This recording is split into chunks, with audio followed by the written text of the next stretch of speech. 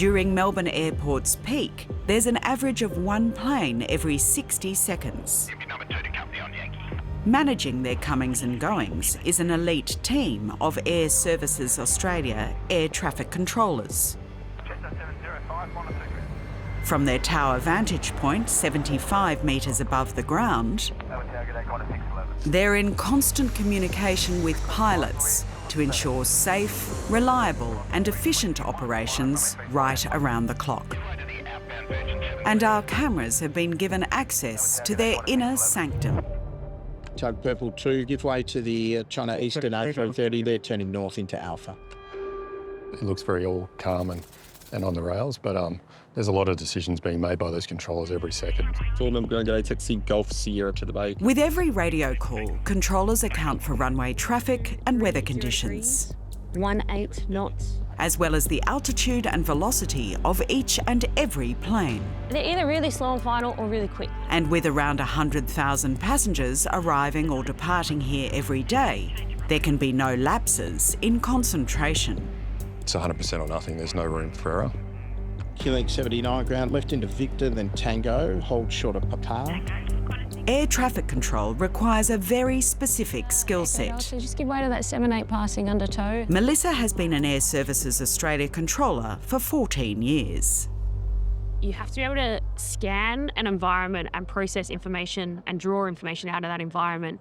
But then you also need to be able to devise a plan really quickly out of that. You know, it's on the runway just before car 2A firm, hold short of runway 16.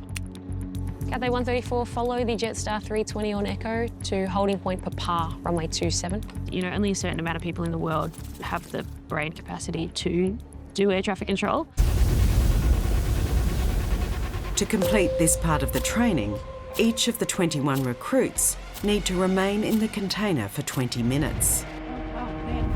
So everybody stay to the side.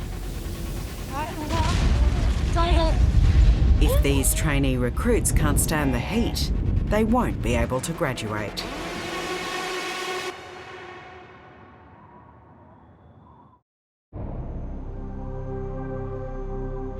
It's a cool 20 degrees at Melbourne Airport today.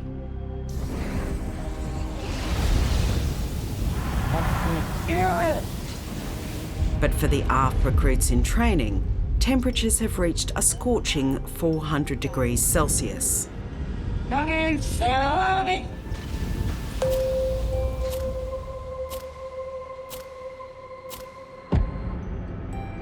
It sounds so bizarre, but I didn't really feel very hot at all. The protective equipment that we wear and also our heat management that we do makes it so that our bodies are prepared for that heat. The recruits have all passed the test, toughing out the 20 minutes of extreme heat and live flame. My day has been amazing. Best day yet. The first time seeing fire like that, the behaviour of fire and how it progresses. When you've done that, take your flight shield off. I don't think I had any expectations, but if I did, they're blown out of the water for sure. They're all one step closer to graduating. With the recruits, there's no guarantee that they will pass the course. They need to work really hard and they need to pass all the assessments and do it safely. We give them everything they need, but they have to actually meet the mark. At the Border Force checkpoint, John's instinct about a passenger has proven right, after multiple cartons of tobacco and a taser were found in his luggage. So the examination's concluded. He's out of the interview room now, so he's just being processed over there. He'll be given a seizure notice for the items that have been seized. So I do believe that there were a few more prohibited items that were located during the examination. Have a quick look at that. Oh, wow. We've got some tasers. We've got 3 of that type and 2-prong one. And then they found this that appears to be a signal jamming device with some antennas.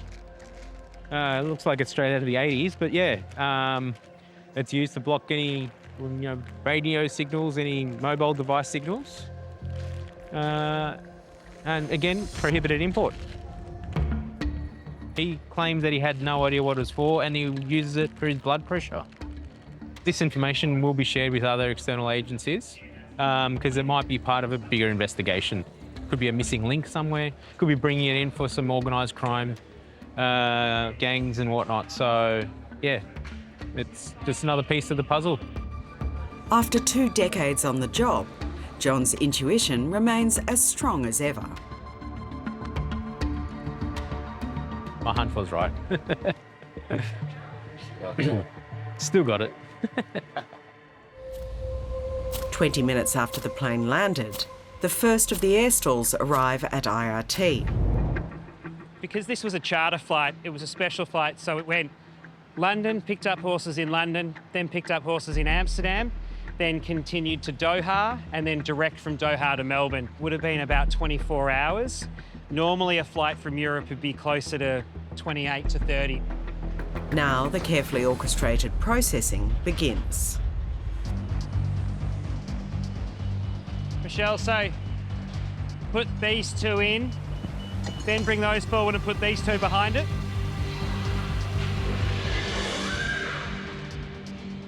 From here, the yellow team begins the delicate task of unloading the horses and transferring them to waiting trucks. They're just going to wait to unload the other 2, and then they'll bring these in. Well, there's always pressure every time you move any horse. The most important thing with moving this many horses is making sure the process is as streamlined and fast as possible. The longer the horses are in transit, the more likely there is for them to have an issue. The loading and unloading process, that's always the most dangerous part, making sure horses can load safely. The most important thing is avoiding stress on the horses. So really for us here, it's all about speed. Come in, unload straight onto the truck so they can get to quarantine and get checked over by the vet to make sure they've had a good journey. We like to make sure it's a smooth, quick process and as safe as possible for the horses, because at the end of the day, that's the most important part.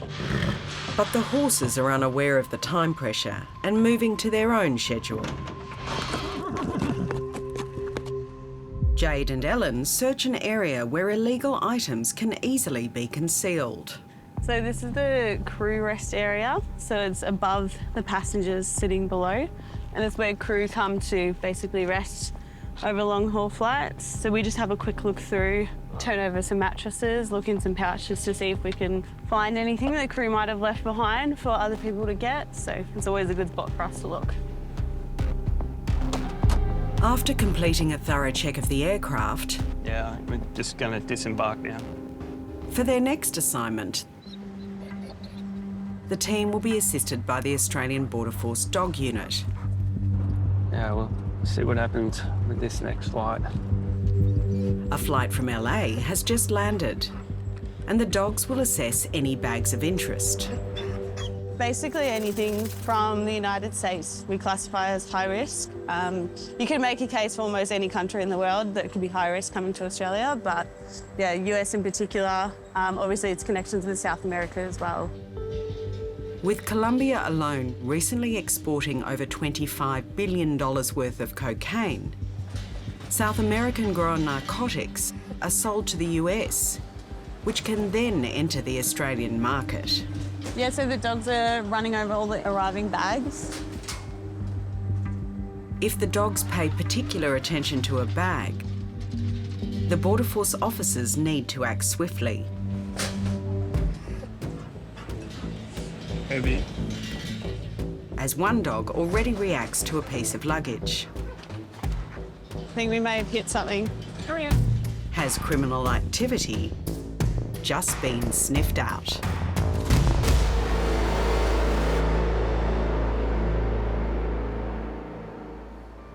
The A380 can hold nearly 17,000 kilos of air freight, which can be almost anything.